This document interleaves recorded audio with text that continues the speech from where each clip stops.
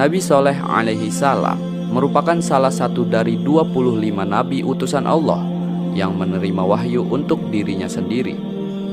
Nabi Shaleh alaihi salam merupakan nabi kelima yang diutus untuk menyebarkan ajaran menyembah Allah setelah kehancuran kaum Ad yang hidup di zaman Nabi Hud alaihi salam yang telah kita bahas sebelumnya. Beberapa ulama meriwayatkan jika Nabi Shaleh alaihi salam memiliki seorang ayahanda bernama Ubaid. Nabi Shaleh alaihi salam diangkat oleh Allah Subhanahu wa taala sebagai seorang nabi pada tahun 2100 sebelum Masehi. Apabila diruntutkan, maka silsilah dari Nabi Shaleh yaitu Saleh bin Ubaid, bin Masih, bin Ubaid, bin Hadir, bin Thamud, bin Atsir, bin Aram atau Irang, bin Sem atau Sam, bin Nuh. Jadi dapat disimpulkan jika Nabi Shaleh alaihi salam masih memiliki darah keturunan dari Nabi Nuh alaihi salam. Nabi Shaleh alaihi salam berasal dari bangsa Arab, tepatnya suku Thamud. Diriwayatkan dari Abu Dzar, nabi-nabi lain yang berasal dari bangsa Arab selain Nabi Shaleh alaihi salam adalah Nabi Syuaib alaihi salam, Nabi Hud alaihi salam, dan Nabi Muhammad sallallahu alaihi wasallam. Nabi Shaleh alaihi salam adalah nabi yang diutus setelah Nabi Hud alaihi salam dan sebelum Nabi Ibrahim alaihissalam. Semasa hidupnya, Nabi Shaleh alaihissalam menetap di daerah Arab Utara, tepatnya di Al-Hijr. Selama di Al-Hijr, Nabi Shaleh alaihissalam merupakan salah satu orang yang sangat dihormati dan dijunjung tinggi oleh penduduk Al-Hijr, yakni kaum Thamud. Kaum Thamud sangat pandai dalam hal memahat batu, terutama batu-batu pegunungan. Hal tersebut dikarenakan daerah Hadramaut yang merupakan tempat tinggal kaum Thamud adalah pegunungan. Sesuai dengan firman Allah Subhanahu wa taala dalam Al-Qur'an surat Al-Fajr ayat 9, dan terhadap kaum Thamud yang memotong batu-batu besar di lembah. Perjalanan dakwah Nabi Shaleh. Kaum Thamud yang menjadi target dakwah dari Nabi Shaleh alaihi salam adalah kaum yang menyambung hidup mereka melalui bercocok tanam, arsitektur, dan berternak. Kemampuan yang dimiliki kaum Thamud di bidang arsitektur sangatlah mengagumkan. Mereka memahat bukit berbatu yang banyak ditemukan di Al-Hijr yang menjadi bangunan indah nan megah. Sedangkan pada hamparan tanah yang datar, mereka membangun istana-istana. Bukit-bukit batu yang dipahat oleh kaum Thamud membentuk bangunan-bangunan rumah yang mereka tinggali dengan gaya khas peninggalan Yunani dan Romawi kuno. Kaum Thamud yang ingkar kepada Nabi Shaleh alaihi salam. Pada saat itu, diketahui kaum Thamud menyembah berhala sesuai yang dilakukan secara turun-temurun oleh nenek moyang mereka. Awalnya, kaum Thamud sangat menghormati Nabi Shaleh alaihi salam karena mereka menaruh harapan pada beliau untuk meneruskan tradisi kaum Thamud, yaitu menyembah berhala. Namun ketika Nabi Shaleh alaihi salam mulai menyampaikan ajakan untuk menyembah Allah Ta'ala dan bertakwa kepadanya, maka kaum Thamud menjadi kecewa dan murka. Mereka mulai memusuhi Nabi Shaleh alaihi salam karena beliau meminta untuk meninggalkan sesembahan berhala yang sudah menjadi bagian dari tradisi mereka secara turun-temurun.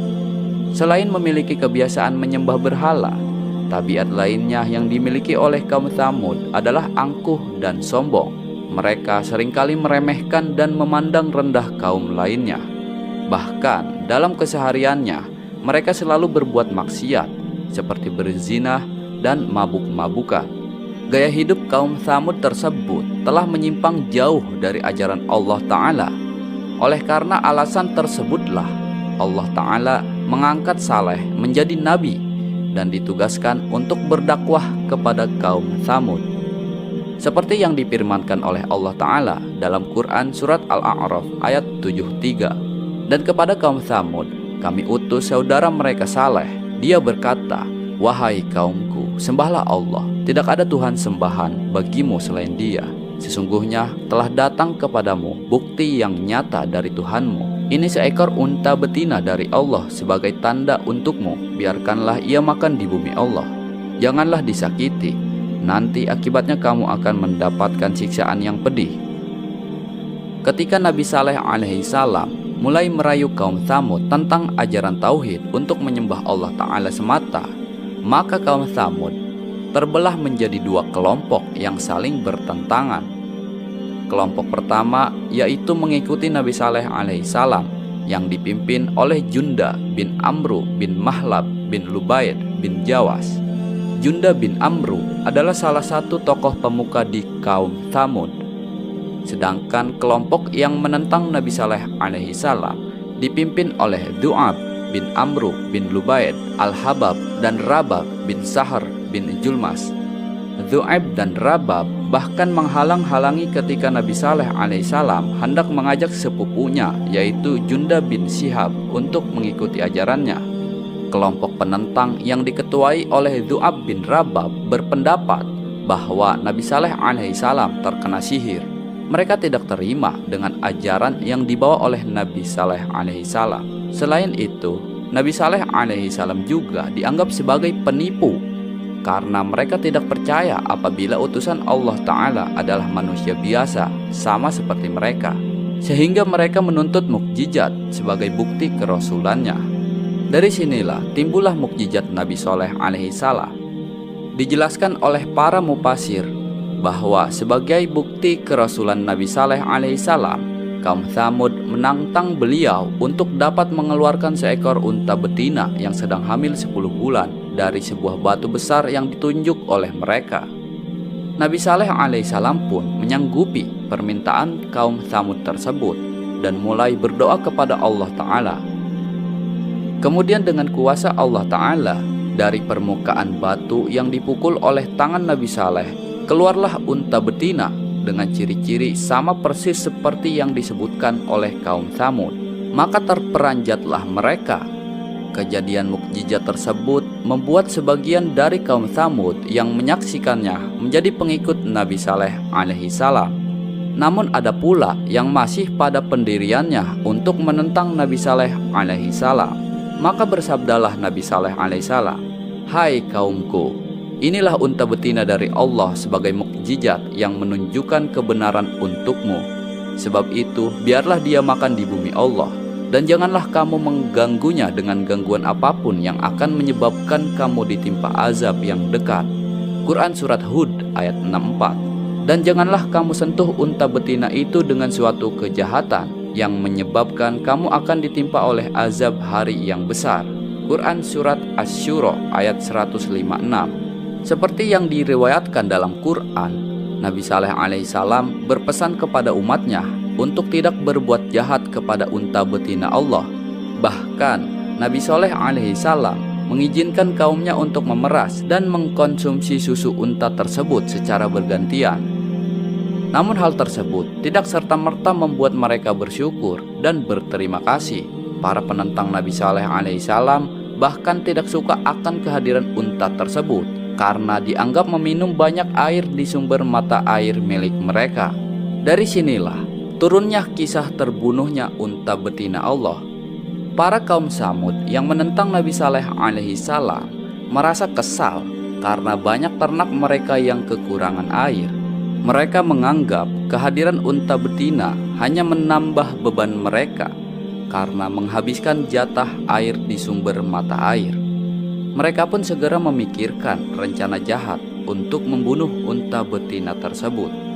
Di antara orang-orang yang berencana melakukan pembunuhan terhadap unta betina Allah, terdapat dua wanita yang menjadi provokator rencana tersebut. Dua wanita tersebut adalah Saduk binti Mahya bin Juhair al-Mukhtar dan Unaizah binti Gunaim bin Miljaj. Unaizah merupakan istri dari Zu'ab, salah satu pemimpin kelompok penentang Nabi Saleh alaihissalam. Unaizah dan Zu'ab memiliki 4 orang anak perempuan dan membentuk perjanjian dengan Qudar bin Salib untuk dapat memilih salah satu anaknya apabila berhasil membunuh unta betina. Saduk pun melakukan hal yang sama, yaitu menawarkan dirinya sendiri pada Misra bin Mahraj bin Mahya apabila Misra mampu membunuh unta tersebut. Qudar dan Misra yang tergiur dengan tawaran kedua wanita tersebut pun bertekad penuh untuk membunuh unta betina dengan mengajak 7 pemuda yang lain. Lalu pada kemudian hari, mereka mengawasi unta betina tersebut yang sedang minum air di mata air. Lalu secara kilat mereka memanah betis unta tersebut sembari menikam bagian perut unta dengan menggunakan pedang. Dengan begitu terbunuhlah unta betina Allah yang merupakan mukjizat milik Nabi Saleh alaihi salam. Dari sinilah datanglah azab yang mendatangi kaum Tsamud yang ingkar dan keji. Nabi Saleh alaihi salam sangat sedih ketika mendapati bahwa unta betina Allah telah terbunuh oleh kelompok penentangnya. Nabi Saleh alaihi salam pun segera mengingatkan para pembunuh unta tersebut agar segera bertobat atau azab yang pedih akan datang. Namun mereka justru meremehkan peringatan dari Nabi Saleh alaihi salam, bahkan menantang agar azab segera diturunkan. Maka Nabi Saleh alaihi salam pun berpesan kepada mereka untuk bersukaria selama 3 hari sebelum datangnya azab, seperti yang diriwayatkan dalam Al-Quran surat Hud ayat 65. Maka mereka menyembelih unta itu. Kemudian dia Saleh berkata, "Bersukarialah kamu semua di rumahmu selama 3 hari. Itu adalah janji yang tidak dapat didustakan." Perbuatan mereka membunuh unta tersebut adalah suatu pelanggaran terhadap larangan Nabi Saleh alaihi salam. Oleh sebab itu Allah Subhanahu wa Ta'ala menjatuhkan kepada mereka hukuman, yaitu membatasi hidup mereka hanya dalam tempo 3 hari. Maka sebagai ejekan mereka disuruh bersukaria selama 3 hari itu. Pada hari pertama sebelum datangnya azab yang menewaskan pembunuh unta dan para kaum Tsamud yang ingkar, wajah mereka berubah warna menjadi kuning. Pada hari kedua, wajah mereka menjadi merah, dan pada hari ketiga, wajah mereka menjadi berwarna hitam. Diriwayatkan oleh Ibnu Katsir, pada hari keempat setelah matahari terbit, maka datanglah azab Allah Subhanahu wa Ta'ala yang dahsyat kepada kaum Tsamud yang ingkar. Azab yang diterima oleh mereka adalah terdengarnya suara keras dari langit dan terjadilah gempa bumi yang dahsyat sekali. Para pembunuh unta dan kelompok penentang Nabi Saleh alaihi salam pun mati bergelimpangan di rumah mereka masing-masing. Diceritakan bahwa tidak ada satu kelompok penentang Nabi Saleh alaihi salam yang selamat kecuali Kalbah binti As-Salq. Kalbah adalah seorang budak perempuan yang pada saat azab terjadi melarikan diri ke arah perkampungan Arab, lalu menceritakan kejadian azab tersebut kepada penduduk di sana. Kalbah diberi minum oleh salah satu warga perkampungan tersebut. Namun setelah minum, Kalbah langsung tewas seketika. Begitulah azab Allah Subhanahu wa Ta'ala. Nauzubillahi min zalik. Sedangkan Nabi Saleh alaihi salam dan para pengikutnya yang beriman kepada Allah Ta'ala selamat dari kejadian tersebut. Meskipun tidak diceritakan dalam Al-Quran mengenai kehidupan Nabi Saleh alaihi salam dan pengikutnya setelah kejadian yang menimpa kaum Tsamud, namun terdapat sumber yang mengatakan bahwa mereka berpindah ke daerah Ramlah di kawasan Palestina. Ayat dalam Al-Quran yang berkisah mengenai Nabi Saleh alaihi salam bisa kalian baca di Quran surat Asy-Syams ayat 11-15 dan surat Hud ayat 61-68. Kita ketemu di kisah para nabi selanjutnya. Wallahu a'lamu bishawab. Wassalamualaikum warahmatullahi wabarakatuh.